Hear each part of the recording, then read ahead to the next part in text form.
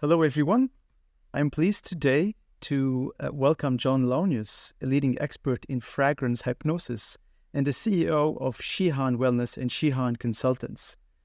With an impressive background spanning government, education, technology, media, and marketing, John brings unparalleled expertise to his roles as an executive talent development coach, organizational culture consultant, and peak performance facilitator. John is also a certified master of ceremonies in the ancient Japanese tradition of incense appreciation, or Kōdō, offering unique experiences like the Incense Journey and therapeutic fragrance hypnosis. He holds multiple black belts, including a third degree in Gōjū-ryū Aikido. He has extensive experience as a defense contractor for the U.S. Department of Homeland Security and other intelligence agencies, training military and first responders. As a seasoned public speaker and author, John's best-selling book, The Life and Times of Missouri's Charles Parsons, Between Art and War, showcases his passion for history and storytelling. His next book, Love and Letters in World War II, will be released in 2025. Today, we will dive with John into the fascinating world of hypnosis, with a special focus on the intriguing practice of fragrance hypnosis, and how this can be used to unlock peak performance.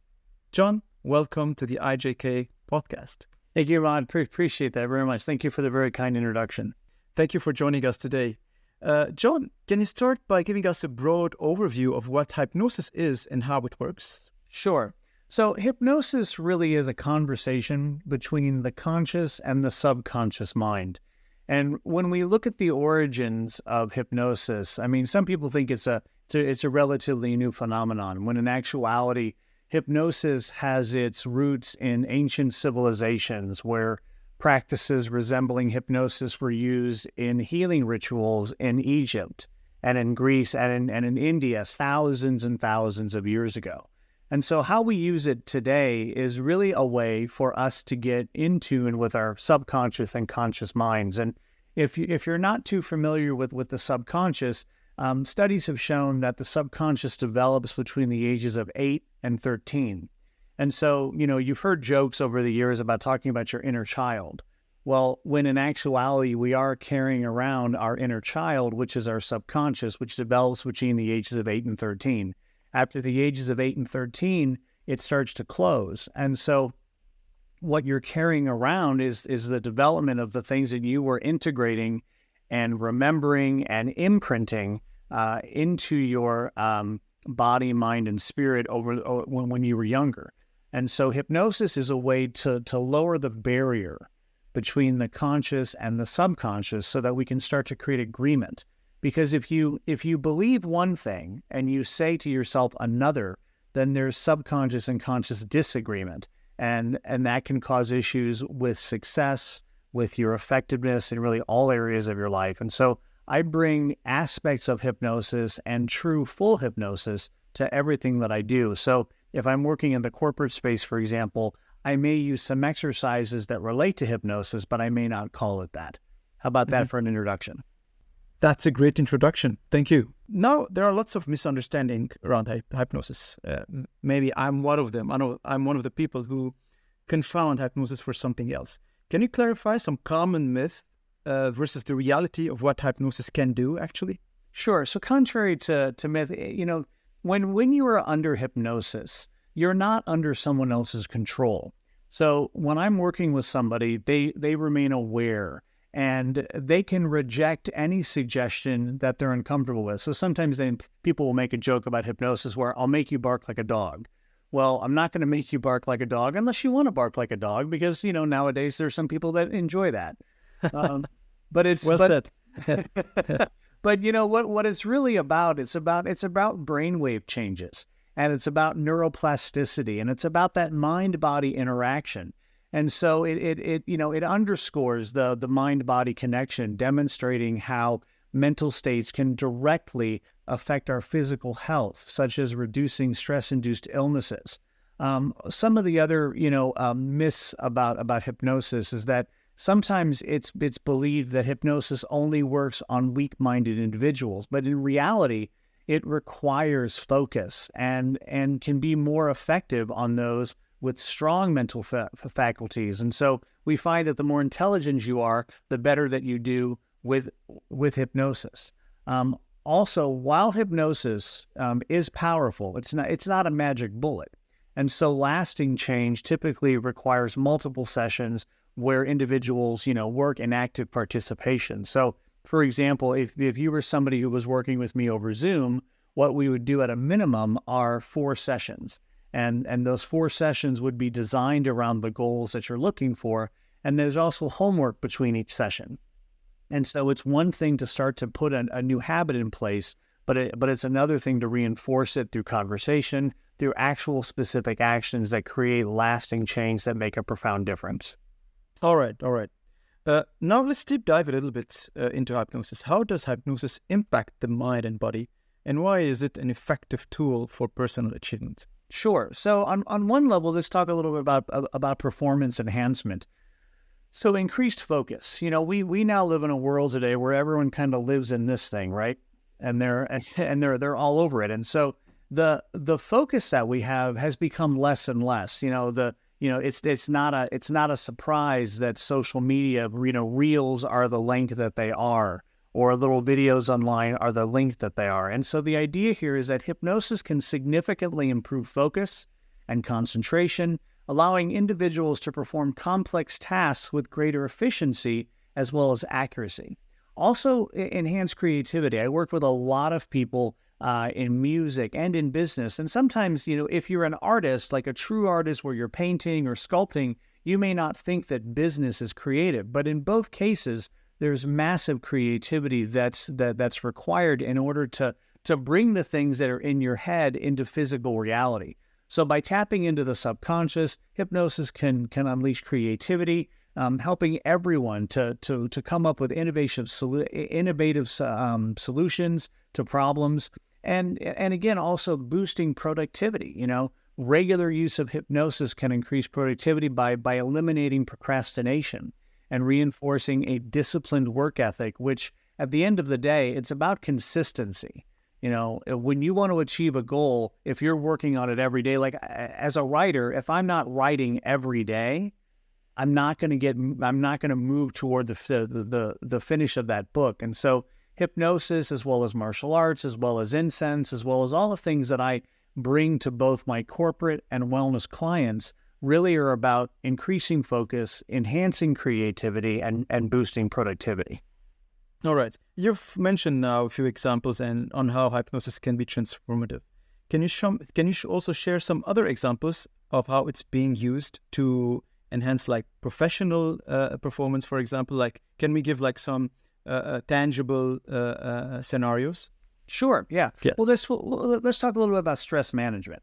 Okay. So because of the way that human beings are designed, we have a negativity bias. In other words, unless trained otherwise, when we begin almost anything, we're going to be negative about it. And where that comes from is in our DNA, back to our fight or flight mechanism, our fight, flight, or freeze mechanism, where, we might be trepidatious. If we failed before, we don't want to fail again and kind of feel that awful feeling. And so one of the first things we look at is managing your stress. And so relaxation techniques, hypnosis teaches powerful relaxation techniques that can be used to alleviate stress and maintain calm in high pressure situations. I don't know if you've noticed it yet or not, but our society today is pretty high pressure. And so being able to mitigate that, really makes a big deal, a big difference. We also live in a world now where social media is important and being out in front of people is important. And yet, public speaking is a fear that humans have more than death. And so how do you, bring that into place? And that leads into emotional regulation. So through hypnosis, individuals can learn to manage their emotions better and reduce the impact of stress on their daily lives. Also resilience building, it can really prepare people mentally, to handle stress. And so, for example, I have a client who is a pretty powerful CEO, but he does not at all like to talk publicly. And so there's lots of different ways that he's worked on that. So he finally realizes that this is something that I need to work on and do. And so beyond the hypnosis, we'll actually do different types of exercises where he's able to really talk to one person in the audience as opposed to 1,000 or so. So there are little games that we play that trick the mind, at least initially, into having it be okay to express yourself, to really be okay with whatever it is you need to communicate.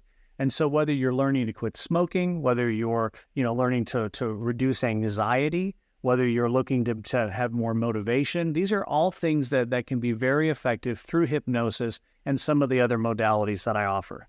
Okay.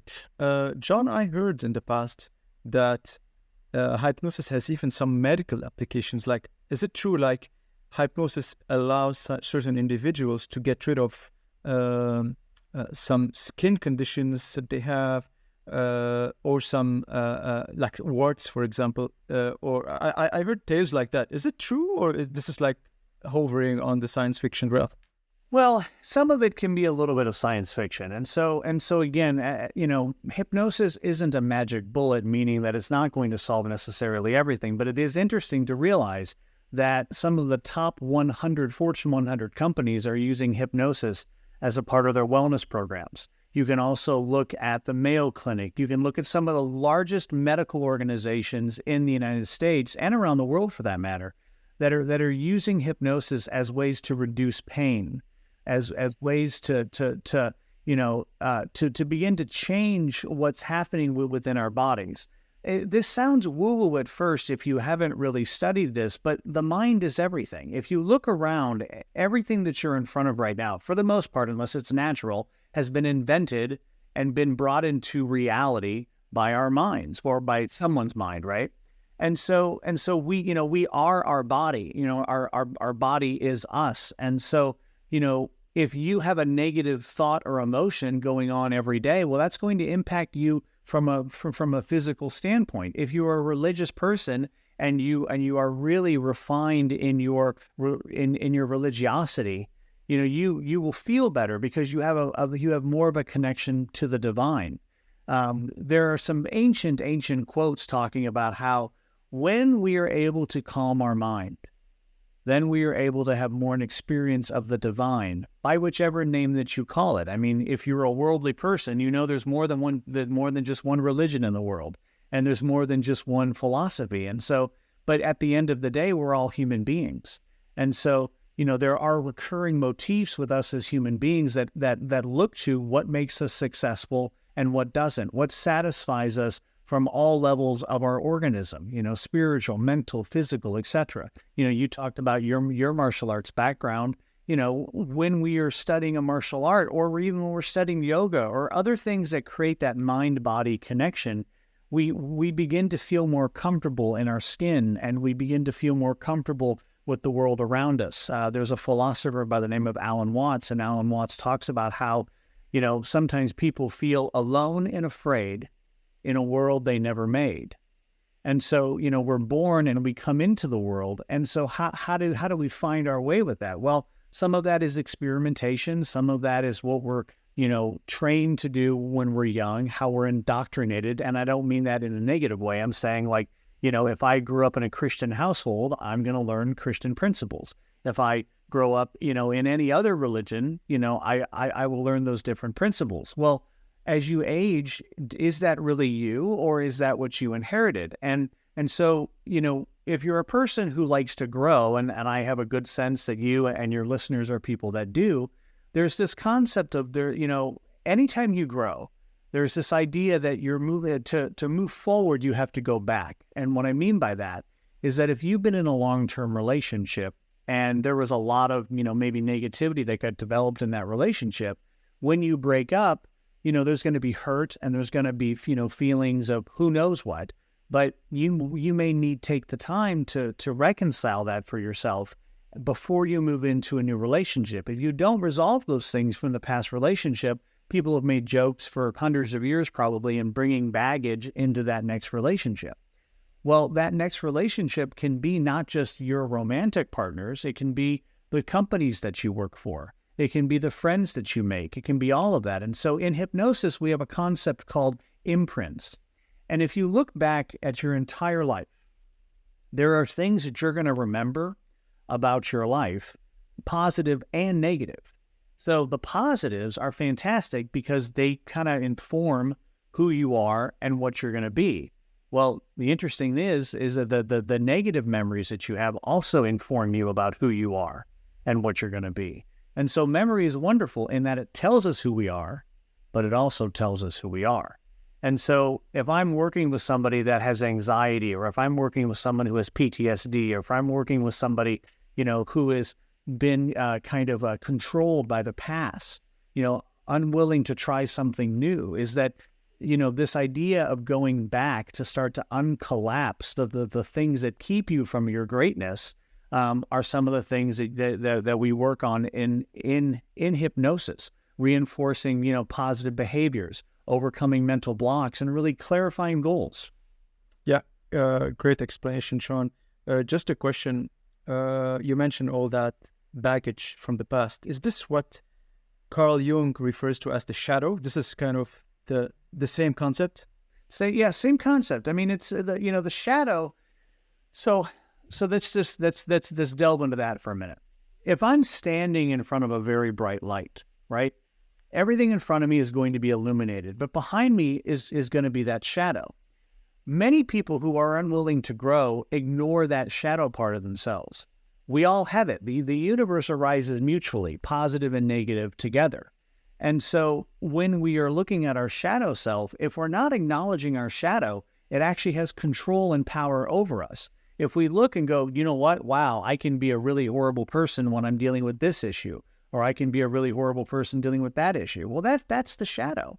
And so by actually looking at it, there is absolute truth to talking things out. When you're in dialogue with somebody else, whether it's hypnosis, whether it's therapy, whether it's even a friend, there's power in talking things out. One of my favorite things that I learned in my hypnosis training is how people communicate. People communicate essentially in two ways that kind of relate to the shadow, which is that, you're either looking to expand your joy or you're looking to reduce your pain. So for example, if I'm, a family member of mine just passed away, right? Well, if I'm telling you about that, am I expanding my joy or am I reducing my pain? I'm reducing my pain because I'm talking about this piece, right? Or on the other hand, if, for example, I just got my dream job, I'm telling you about it, not because I'm gloating, but I'm like, oh my gosh, it finally happened. I got my dream job. And so you're looking to expand your joy. So if you're listening to people, listen to what they're telling you. Are they expanding their joy or are they reducing their pain? And that will give you a very good place to start from when you're really looking to develop a powerful connection with another human being. Absolutely. For someone new to hypnosis, John, what would be the first steps to start using it effectively in their daily lives? Great question. So for a lot of people, again, it's kind of earlier to the earlier parts of this conversation, there are misconceptions. And so, I'm not woo-woo at all about it, even though I can talk woo-woo if you want. But, it's for me, it's one of those things where I want people to be as effective as they want to be. And so I offer a 45-minute free hypnosis consultation. And my promise is this: at the end of the 45 minutes, you tell me yes or no if this is something that you want to do. In addition, you'll know, like, for sure if this is for you or not. It's amazing the results that I generate with people, or they generate with themselves, because all hypnosis is self-hypnosis. Oh, but really? Because can you expand a bit on that concept? Yeah. Sure. Yeah. So all hypnosis is self-hypnosis. So there was a recent article written in the St. Louis Business Journal about what I do, and this was the example that I use. So if you go out online and look up St. Louis Business Journal and my name, you can find the article. But here's what I said: we are always hypnotizing ourselves. And when you first say that, people are like, no, what are you talking about? Well, okay, here's the example. If you're in North America right now, we are in the election season, right? And so if you every day, 8 hours a day for 5 days, watched CNN News, so you're watching CNN every day, 8 hours a day for 5 days, at the end of those 5 days, you'll have a very particular view of the political landscape. If the next week you go watch Fox News, you watch Fox News 8 hours a day, 5 days a week, at the end of those 5 days, you'll have another particular view of the political landscape. Well, Absolutely. So here's the question. What's true? What's right? Ultimately, what you decide is true and right is what you're going to then bring to the conversation.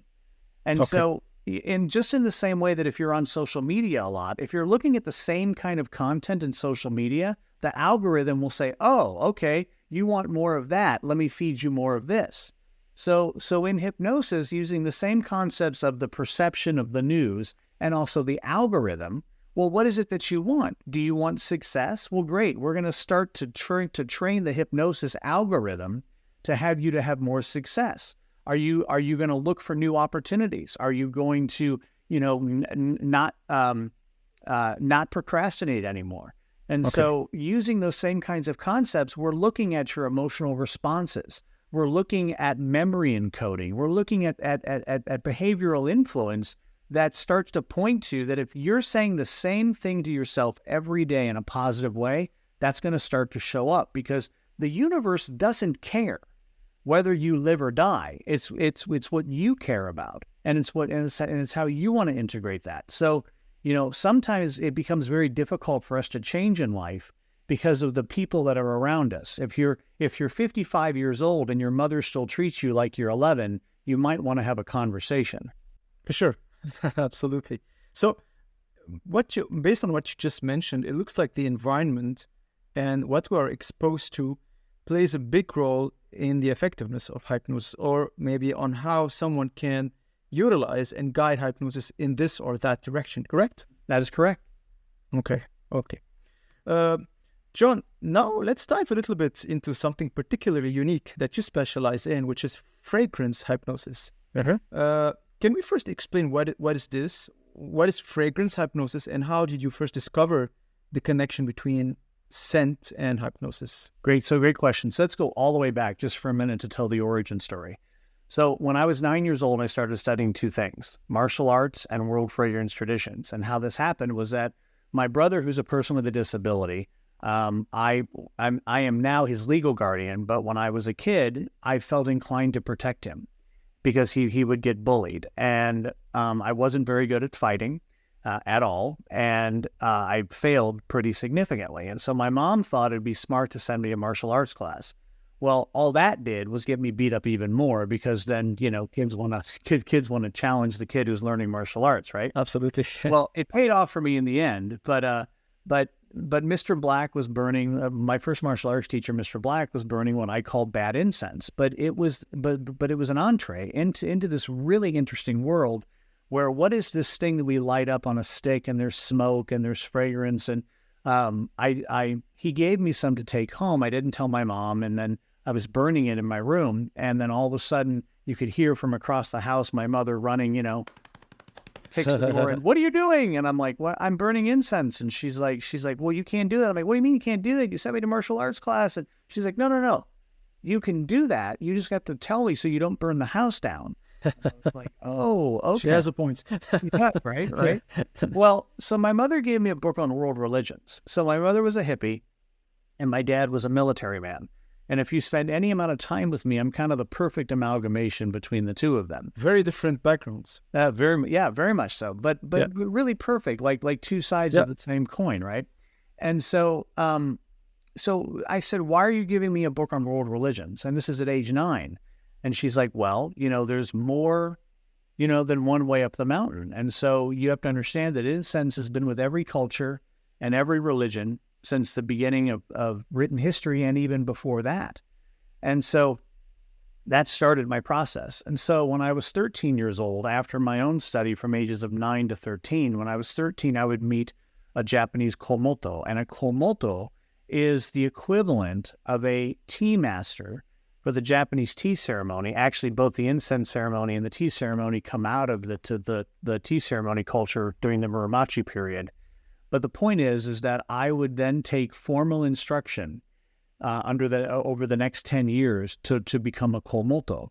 And a Kōmoto, as you said, means master of ceremonies in the Japanese incense appreciation ceremony.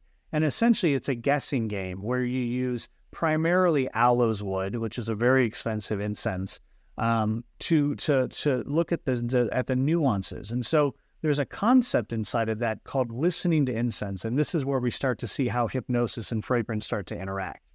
So in the Japanese incense ceremony, the monko, ko meaning incense, mon meaning to listen, is that you're listening for the fragrance. You're listening for what is this communicating to me. And so if we're going to use modern therapeutic terms, we might say this is an exposure therapy.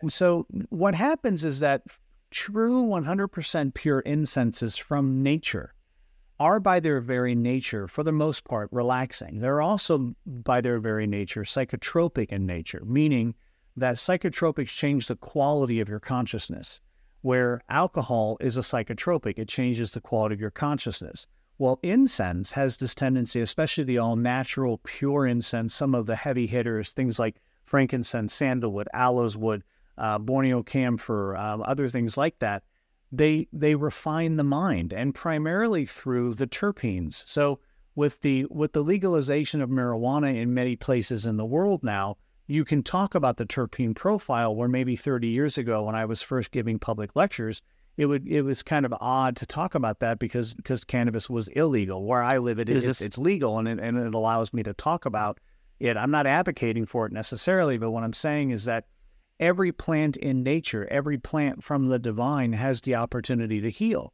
And so understanding that the terpenes that control the taste, the color, and the smell of everything in nature, the first step of fragrance hypnosis is deep relaxation. So if you're somebody who is working with me and you're like, well, I have anxiety. And by the way, even if you're on Zoom and you're like, oh, I can't work with John because I got to be in person, that's not true at all. Actually, if we work together over Zoom or over some other, kind of a virtual platform, I'll actually send you a box of incense that we use through the 4 sessions. But back to this, the first level of this is deep relaxation. So the incenses that I will choose, first of all, will put you into deep relaxation. And also with the hypnosis, that also leads to deep relaxation. You're going to be engaging simultaneously multiple senses. And so what we're accessing, first of all, is the limbic system. And the limbic system is that part of our brain that controls our memories, our emotions. And another one of my favorite quotes from hypnosis is talking about the person that controls the questions controls the emotions. And the person that controls the emotions controls the outcome. So we as human beings are emotional beings. And so by asking the proper question to elicit the proper emotional response, then we can start to control our emotional response to be able to have more of the goals that we want to have come into fruition and not just kind of sit out there like a someday kind of thought. The other aspect of fragrance hypnosis is that we're heightening our emotional release. So the use of scent can enhance the emotional release process during hypnosis, making the therapeutic experience more profound. And then finally getting into long-lasting effects. Like, do you have a favorite fragrance, Imad? I like in general natural scents. I like the scent of cedarwood. So let me share a little bit about my background. So I'm Lebanese. I was born and raised in Lebanon. I currently live in Toronto in Canada. But in Lebanon, we have a very famous tree called the cedar tree. And that's the emblem of our flag as well. Yeah. Yeah. So, and I love the smell of the cedarwood. Yeah. So, yeah, that's one of my favorites. I don't know if this is a candidate to be in for fragrance hypnosis, or any plant can be used to achieve fragrance hypnosis results. Yeah. Well, so hang on a second. I'm going to walk away for like 3 seconds. I want to show you something. So when you come up steer and you say, is this something we use in incense? This is an entire bag of cedar. Okay, there you go. So, all right. So cedar's a wonderful fragrance in that it has a lot of apinine. And so apinine is a terpene that has calming effects. It's antibacterial, it's antimicrobial. So apinine also is the most prevalent terpene in all the natural world. And so when you talk about that fragrance, when you're in the presence of that fragrance, it grounds you, doesn't it? It does, yeah, definitely. Yeah. It grounds me, and it reminds me maybe as well of my native country. Uh-huh. So and maybe that's one of the reasons I like it. Maybe it brings back also beautiful memories of my childhood and things like that. I don't know if this contributes to anything within fragrance hypnosis. Maybe you can explain a little bit more. How do these scents actually contribute into unlocking some memories or some emotional states that are probably key to performance? Yeah. So what you just described in that, it reminds you of your home country or homeland, right? Yeah. So what you started to point to is exactly the way that I'll work with individuals that may have PTSD or some other kind of, challenge around an emotional response. So if I'm working with somebody that has PTSD from being in the military, right? One of the first questions I'll ask them is I'll say, where did you grow up? Because I know that, again, between the ages of 8 and 13, that the development of the subconscious becomes a really important aspect of how you see the world. And so if someone says, oh, well, I grew up in a rural place, I said, well, do you know what kind of trees were there? Oh, well, there was a lot of like pine trees, and there was a lot of like juniper trees and cedar and things like that. I'm like, great. So I know to introduce those, at least initially, to the individual so that they can feel like that they're going back and experiencing these pieces before the trauma, right? So when you're in the presence of cedarwood, you kind of already said it, but going back to, these memories of being a child, and for the most part, they were probably pretty positive, you're able to control then or bring back your particular way of being in the present moment that suggests the way that you felt when you were younger. And so it's, again, people make jokes about this whole inner child thing, but, if you heal your inner child, you really begin to integrate. And that integration is what's important. That, if you're not interested in looking at the things that you're challenged by, then you're going to perpetually be challenged by them. So there's the expression, I think it was Jung that even said it, that what you resist persists. Okay. And so if we are resisting, it is persisting. And so that whole conversation around there's absolute truth to talking things out really does make a huge difference, in how we see the world, and then also the kind of success we create. So, John, rather than suppressing and resisting, you recommend integrating. You've used the word integrating, right? This is kind of key to achieve full potential. Mm-hmm. Absolutely. Okay. And it's about finding the people around you that are going to support that. Yes. Go ahead. Okay, I have a question, and maybe it's not directly linked to what we're talking about, but maybe it is.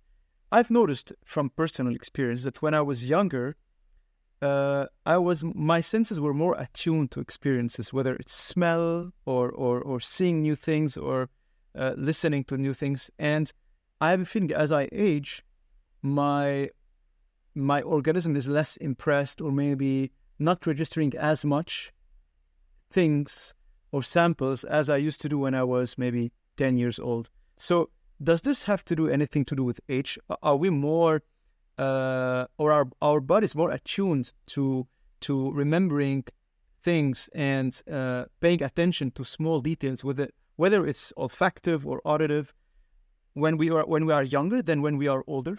Okay. Have you ever done that exercise where you fold a piece of paper and you can only fold it about 7 times? Have you ever done that? Yes, I have. And then it becomes very difficult. Yeah, exactly. So in my public talk yesterday, I gave a sold-out public talk yesterday, an experience called the Incense Journey, and we were talking about the spiritual teachings of incense, and we got into this very subject. Well, I didn't understand for a very long time this whole process of what's referred to as unfolding, right? Well, as we move through life, we're like folding a piece of paper. and we continue to fold that piece of paper. At some point, we can't fold that piece of paper anymore, and then we almost kind of have a breakdown. And so when we're looking at unfolding, really integrating, really opening ourselves up to all things, we have to start to unfold that piece of paper for ourselves. Obviously, I'm being metaphorical here, but it's the idea that what is it that we need to let go of that keeps us from our radiance. So when we're younger, there's not a lot of stuff that's built up in the sense of our memories, our imprints, the things that we put together. So when I'm working with children, it becomes very fast for them to have the kind of success that they want, because there's less time in, there's less damage, there's less, bad. They're more receptive. Yeah. Exactly. And they're more receptive, right? We as adults have learned to mistrust or distrust. We've learned to do a whole number of things. And so it takes us sometimes a long time to be like, do I trust Imad? You know? And so it gets in the way of that. And so part of the reason why that I've developed, a lot of the techniques that I do is that I want what you want. And it doesn't necessarily matter your background. I'm going to listen for you and what it is that you want. And that does connect back to the incense tradition, where in Monko, you're listening for, well, you as another human being, at least for me as a Kōmoto, and I think here I'll explain this is important. So one of the last things I promised before I received my rank as a Kōmoto is to be available to all people and not reject anyone. There's more things in the world that can separate us than there is that can connect us. So the benefit of the way that I've been trained is that I've learned to appreciate all the different religions, all the different cultures, and when I'm working with somebody, what's important to you? And so that makes me a trusted partner very quickly in the things that that we're doing. And so even though some of these things are Japanese related specifically in the sense of how they're language, is that these are things that go back. Even though the Japanese incense tradition in its codified form is 700 years old, we know that incense appreciation begins 1400 years ago in 550 AD when Buddhism comes to Japan for the first time through the Korean Peninsula. But we see this same concept of incense appreciation in China, and we see it going back to India, and we see it going Near East and Far East. And the body of knowledge, when you really start to get into how incense has been used as a spiritual tool, how it's been used as a religious tool, how it's been used as a way to commune with other people. Like this, I mean, the written history of incense alone, the written history is 6,000 years old. Wow. The archaeological... It predates most civilizations. It predates all of it. I mean, and then the archaeological evidence, obviously different from the written history, is 35,000 years old. And I love telling the story. That's massive. In the caves in southern France, there's a cave called Bear Skull Cave. And in Bear Skull Cave, there was a bear skull, hence the name, that was turned upside down 35,000 years ago and placed onto a raised rock. Well, some earlier iteration of us went outside, grabbed a bunch of pine needles, put them in there, lit them up, and then didn't touch it for 35,000 years. So we have seen incense being used as a way for some kind of devotional practice. We know that, I mean, we can just see it in our minds right now, is that whether you're Catholic or whatever religion that you are, is that if you're lighting incense, whether it's in a stick form or just a pile of material, that smoke is going to rise up. So our attention gets risen, it gets moved toward the heavens. And then the smoke also starts to fill the space, and you're able to see this invisible world that's there. And so it doesn't matter what religion you are. It doesn't matter what culture you are. Incense is a human experience, and that's one of the things that I teach. And so when we go back to using this in hypnosis, the fragrance, there are things that do work for certain people in certain parts of the world because those plants are indigenous to those places. But also then because of the chemistry that we're now able to figure out, is that I know that if you're oriented as a very natural person, there's about 7 or 8 fragrances I'm going to start with that are going to make an impact on you in a very positive way related to your goals, regardless of your background, regardless of your religion. All right, all right. I'd like to talk a bit more about the incense journey, which you probably started to touch upon already. But I'd like to understand a little bit more about your program. What does the program entail, and what can someone expect during a typical fragrance hypnosis session? Sure, absolutely. So what will happen in the fragrance hypnosis session, again, is that I'm beginning to dial in your susceptibility to accept suggestions that are in your best interest. And so by relaxing yourself, and you can do that through words, like if I pick a tone, that tone becomes relaxing, right? Well, if I'm giving you in the room a wonderful fragrance, that wonderful fragrance is already going to start to relax you. And so as we start to look again at the deep relaxation, what I'm then interested in is what is it that we need to do to have you have an emotional response and an emotional release that then relates to your goals. And so if you're somebody who has anxiety, well, what is it about the anxiety that you need to let go? Well, these fragrances, first of all, are going to lower your anxiety, because then your RAS is going to be relaxing. Your parts of your system are going to be relaxing. The more relaxed you are, the deeper the healing that can take place. And so, yes, you can do it just through words. There are plenty of hypnotists in the world that only use language.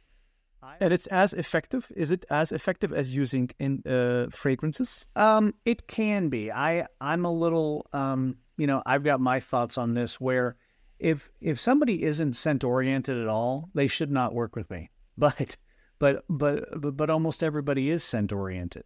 So a combination is the strongest, probably. Scent and words. Yeah, I think so, absolutely. And so that's where the fragrance, hypnosis came from, which was, again, lowering the barrier between the conscious and the subconscious mind, so that we can cause that integration, so that there is no block.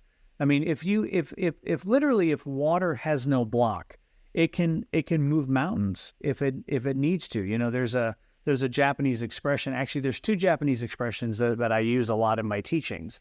One is mizu no kokoro, which means mind like water. And the other one is ko no kokoro, which means mind like incense. And let me share both. So in mizu no kokoro, mizu is really interesting in that water can become almost anything. It can become a very destructive force. It can be also, at its primary and its most resting form, is that it's content with the low places that people disdain, and yet it nourishes all things. And so since we are mostly water as human beings, this idea of integrating, mind like water, well, what is it that I need to be? Well, if I'm fighting something, well, I can't necessarily just be content with the low places. I might need to become a tsunami. I might need to become a big wave. I might need to become something that allows this form. And so the phenomenon of water allows it to become whatever it needs to become. It fills whatever space it needs to fill. And so I love that visual depiction when I'm working with people, because it's like, what kind of water do you need to be? Well, here's the funny thing. When you then connect water to incense, if you're watching the incense smoke, what does it look like? What do you think? Yeah, it also moves freely, and it's a spiral. Yeah, it moves like the movements of water, right? And so absolutely, yes. So then the next piece of this is the ko no kokoro, the mind like water. Sorry, the mind like incense. Yeah, mind like incense. And so then, if I am burning with you from a metaphorical or analogy standpoint, depending on how you want to use it, is that if my pure fragrance is matching your pure fragrance, and I'm not being fake with you, or I don't have a lot of smoke in front of me that allows you to not see who I am, then we begin to really just share who we are and really make a very powerful connection. There isn't a mistake in that when we talk about cold calling in sales, or we talk about warm introduction, as we start to warm up in the same way that we warm the incense up, is that we've got this fragrance that begins to emerge. If you warm something up too much and you get into a heated argument, well, then there may be fire and smoke and this and that. And so this imagery assists me in working with different aspects of your mind to create, the effectiveness that you're looking for, the success that you want in all areas of your life. Okay, very, very interesting. John, what are some of the most profound effects you've seen from people who've engaged in fragrance hypnosis? This could be past patients you've treated or people you've worked with. Can you give us like some examples of, surprising or impressive maybe recoveries or changes in mindsets? Yeah. So, well, the two things I would say. So, the first story would be physical, and then the second I'll talk about from an emotional and psycho-spiritual standpoint. I was just in Las Vegas at HypnoThoughts Live, which is the largest hypnosis conference in the world, and I was lecturing for 5 days, and I was giving the public presentation of what I call the Incense Journey. It is not the actual Japanese incense ceremony, Kōdō. But it is a experience that relates to it and gives people a lot of experience in different fragrances, and it becomes really powerful. Well, these two women who are actually from Canada, I think they're from Toronto. Okay. They came in, and I could see they both were having head colds, and I said, are you all right? And they're like, no, we heard about you. We've got like this horrible sinus pressure, and can you help us? And I said, of course. So I had them sit down in front of me as I lectured I was lecturing for 45 minutes, 15-minute break, 45 minutes, 15 minutes. Anyway, they stayed for like 3 sessions. And what I did during those 3 sessions were things that primarily reduce and attack any of the sinuses, open up the sinuses, kill bacteria, do a lot of things. Within 24 hours, they came back and they're like, oh my gosh, that was amazing. We don't know what you did, but we feel amazing. And I said, well, what we did was that we used these natural fragrances to open up your sinuses, to actually go in and attack the bacteria, the bad bacteria that was clogging up your sinuses, and it allowed it to move out very, very quickly.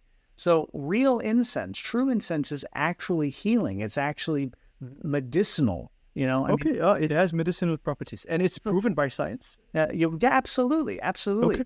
Up until about 120 years ago, at least in North America, we got most of our healing from our water, from our food, from our herbs, and from our mushrooms. And we have been systematically, lowering the quality of our water, lowering the quality of our food, lowering the quality of our fragrances through synthetics,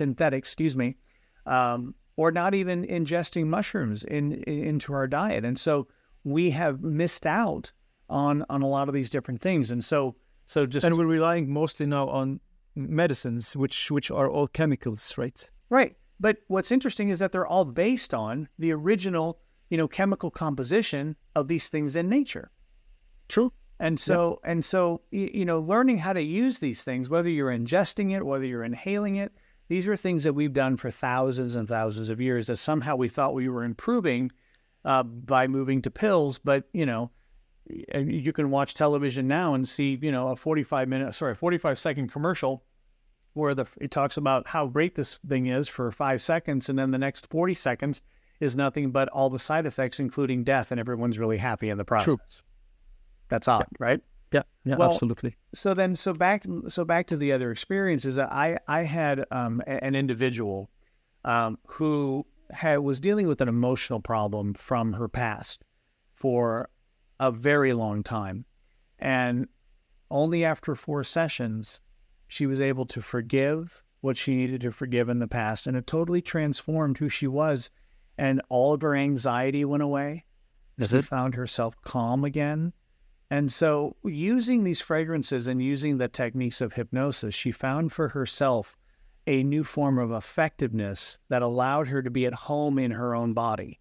And a lot of people who have, these challenges are people that primarily don't feel comfortable in their own body, and they don't feel supported, and they don't feel loved, and they don't feel, a whole number of things. And if you look, we all have aspects of this. I'm not immune from any of this. I've just been very fortunate to spend the last 30 years really doing some powerful work on myself, and then also offering these modalities to people, because again, what I want everyone around me to do and be as successful as they want to be. I want them to really, be able to live the kind of life that they want. And sometimes I'm not the answer. Sometimes therapy is the answer. Sometimes, other things are the answer. But here's what's cool about what I do. I'm not a licensed therapist, but I work a lot with licensed therapists because there are some people, especially, people that have been in the military that have high levels of PTSD. They don't even want to talk about their issues. And by not talking about it, it's going to stay inside. And so what I will do is that I will do the Incense Journey for anywhere between 25 to 30 people and start to get people to have this wonderful experience of these fragrances that they suddenly are like, that's really cool. Wow, I feel relaxed for the first time. And then that may open the door for them to actually work with a licensed therapist. And that's what I love. And so that's why I'm working with different types of charities.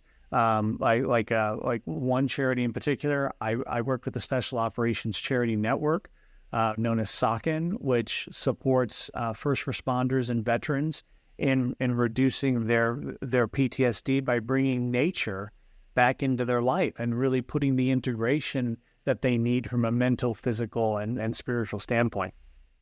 John, you touched already upon my next question, but I'm going to ask it anyway. Sure.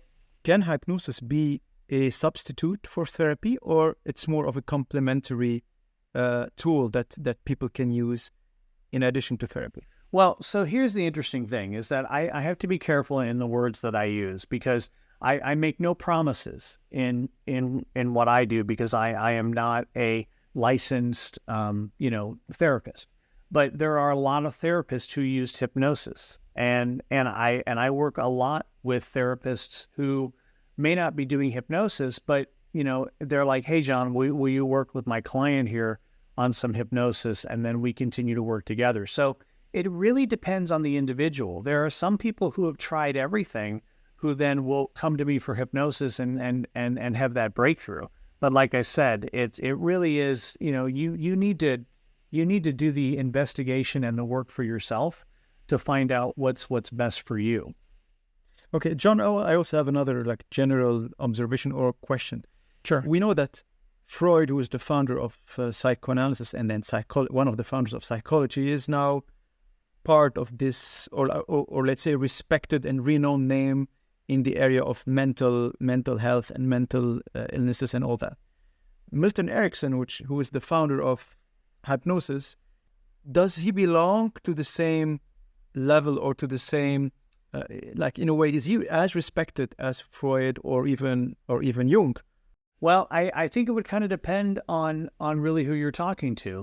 So if we go to the 18th century, for example, and we look at Franz Anton Mesmer, we've heard of mesmerism, right? Yeah. Well, so Mesmer, talked about animal magnetism as a way to heal through trance-like states. Well, that was eventually found to be not true. But okay. but what he had figured out was putting people into trance allows yourself to take in suggestions that are actually good for you. So if we go from the 18th century to the 19th century and we look at James Braid, for example, James Braid termed or coined the term hypnosis, and really started putting it on a practice as a scientific method for psychological and medical treatments. Again, it is not an accident that very large medical and health organizations are using hypnosis to reduce pain, to speed up healing. And yes, of course, there's the other side of hypnosis, which can be the comedy stage shows where, people are on stage and yes, doing a bunch of different things, right? But for me, this is the spectrum of life. I mean, there's not one thing in the world that doesn't have a spectrum. There's a spectrum of smell, there's a spectrum of sight, sure. The spectrum of hearing. Well, you just need to find where you are in that. And part of the benefit of doing programs, like yours, Imad, is that for some people who are listening to this, I won't resonate at all. But for some people that are listening, like, you know what, he's saying things that relate to me and the way that I see the world. And then that resonation, I know that I'm going to be able to work well with that person. Because if I have to convince you, or if I have to, talk for 30 minutes about what all this is, and it doesn't resonate, and there isn't that same frequency, it's just not going to be effective. And so part of the reason why that I enjoy podcasts like this is that I get to share information, and then also people that are looking for things that they may not necessarily have been able to find the solutions for, then I become one possible way that they can achieve the results that they want. Absolutely. Do you think one day hypnosis will become more recognized by the medical or like the psychological field and integrated as one of the official disciplines? Do you think this may happen in the future? Absolutely. I mean, it already is on it already is. It already is on so many different levels. Like if you were just to go out online and say what major organizations, health organizations in North America use hypnosis, you'll literally have a list of about 75. And so, but it's just not something that shows up kind of in the zeitgeist, like in the popular culture, you know. But when it does show up in popular culture, then you get movies that are like, oh, let me hypnotize you, you know, let me have you join my cult and this and that. Well, that's how I know that it's become a part of society in an effective way. Anytime anything is parodied or made fun of, you know that it's gotten into the psyche of the culture. Absolutely.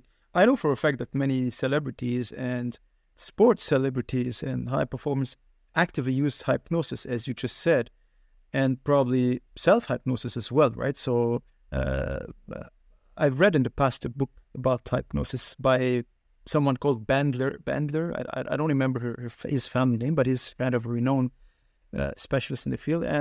And as you said, they talk a lot about cues. Can you expand a little bit on that topic before I move to the next topic? On cues, you said? Yeah, cues. So yeah, they mention like you can like use cues to remind yourself of a certain thing, and then let's say a sound, and then you can associate that sound to something that will Yeah. So those cues are also sometimes called psychological anchoring. They can also, anchoring. Okay. Yeah. They can also be called scent anchoring. So back to the fragrance hypnosis is that if I'm working with somebody and we get to a place where I'm like, this is, I want you to remember this. I might introduce a fragrance that is unique to them so that when they smell that fragrance again, they immediately go into that particular mindset. So that like a shortcut. Yeah. Like a shortcut, like a hack. Absolutely. So, you know, when you talk about sports, it's like Steph Curry has talked a lot about hypnosis. Michael Jordan talked a lot about the head game. And so, you know, when we're using either key words, so sometimes in hypnosis, I might program you to say something to the effect of that when you see the color red will show up anywhere you don't need to look for. But when you see the color red will remind you of your goal of really being relaxed and calm. Every time you see the color red, you don't need to look for it. You'll see it. That is a cue. That is a psychological anchoring. And so it can be done with words. It can be done with music. It can be done with fragrance. It can be done, you know, with a number of things. I don't know if you remember the movie, The Manchurian Candidate. I've seen it. Yes. Right. Yes. Well, that was a little bit of a joke, but also not really a joke in that there is some truth to it. Yeah, sure. There is some truth to it in that, you know, if I program you to a certain word and all of a sudden I need to have you see that certain word, boom, then you're in that space. And it is true that it's like condition. So it's basically like conditioning in a way. And conditioning is the basic of psychology, right? Is a basic concept in psychology. Absolutely. Yeah. I mean, and conditioning, just like you're conditioning your muscles. Well, if you're conditioning your mind is everything. If you don't have your mind, you don't have anything. Okay. And so how do you continue to refine your mind? Well, again, that can be done through hypnosis. It can be done through fragrance. It can be done with a whole number of modalities. Again, I just feel fortunate to have been trained in a number of them. And so I'm able to give people lots of different paths to the goals that they want. Absolutely. John, the topic of hypnosis is fascinating. And, you know, it's very complex as well. What's the one thing you hope listeners take away from our conversation today about the power of hypnosis? Yeah, I would say this, that anything is possible so long as it's generated by the mind. Okay. So and you may not even know what it is you want to work on. So again, that's the value and benefit of the free 45-minute hypnosis consultation that I give. It can be done, virtually. It can be done in person. So I work with people all over the world. Okay. And this 45 minutes is completely free, but at the end of the 45 minutes, you'll know exactly what it is that you want to do, whether you want to do this or not. But it gives you a great deal of insight, whether you work on hypnosis or not with me. It gives you a great deal of insight into the things that you might want to take a look at that will lead to more success for you. All right. And John, finally, what's next for you? Any upcoming projects or developments in the world of hypnosis or fragrance therapy? Yeah, so there's a lot of things. So depending on when this comes out, if you're in the Midwest, for example, in the United States, September 13th through 15th, I'll be at a weekend called the Integration Weekend, where I'll be presenting for 3 days, all these modalities, and there's a number of other instructors that are going to be there, which is fantastic. September 28th, for example, here in St. Louis, Missouri, I'll be giving an all-day certification. I'll be bringing in my co-facilitator. She's considered a master hypnotist by the National Guild of Hypnotists, which is the oldest certifying body in the world. And we're going to do an all-day certification and course, and we've got people flying in from all over. That's coming up. I have a new book coming out called Love and Letters in World War II, which I'm excited about as well. And so, is it related to hypnosis or it's unrelated? Well, what's interesting is that there's a little bit of hypnosis in there, in that my grandfather, as he got older, started to really train more of his mind and got into different types of modalities. And some of those things did include hypnosis, even though he did not introduce me to hypnosis. But the point is that my grandfather used to say this: if you study one thing or many things deep enough, they all connect. And interesting, very interesting, right? And that's another aspect of mastery, which is that masters of anything understand how to connect all pieces and parts. And so what I'm also interested in for people at the end of the day is their own personal mastery. As how do you integrate everything that you need to integrate?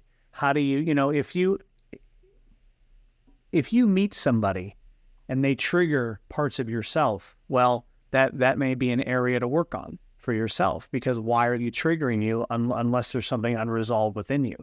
And so again, working with executives, working with business owners, working with, individuals, working with all people, bringing them back to their own center, bringing them back to the place of effectiveness. That is my joy. That's my purpose. All right. And John, for those who want to know more or get in touch with you, could you provide please, how can they reach you? Sure, absolutely. So the easiest way to do this is to go to shihanwellness.com. So SHIHAN wellness.com. Shihanwellness.com, and then just take a look at the site. I mean, on that site, you'll learn about hypnosis, you'll learn about martial arts, you'll learn about what I do with fragrance. But go to the contact page and then just hit, send a note. And by hitting the contact us, those emails will go directly to me and my staff, and then we will respond to that. So that's on the wellness side. On the business side of things, if you're interested in the work that we do from a business standpoint, that's Shihan-consultants.com. Same thing there. You can send a message from contact us. But if you're on LinkedIn, I'm on LinkedIn. If you're on Facebook, I'm there as well. So that's easy to find. But that's the best way to get a hold of me. Fantastic. John, it was a fascinating discussion we've had today. Any final words? Imad, listen, I thank you for what you're doing. I think it's incredible that you're creating a platform for people to share what they do. This has been a wonderful interview. Thank you for the time, and I very much appreciate your time and energy. Well, thank you, sir. We've learned a lot about hypnosis, and it is a very intriguing and interesting field. And I have personal interest in it, so I'm definitely going to check more and more your content as well. Thank you. And for sure, down the line, maybe we can have another discussion in the future to get more of your updates and what you're doing as well. Absolutely. Thank you. Thank you, John. Take care. Bye-bye. Bye-bye.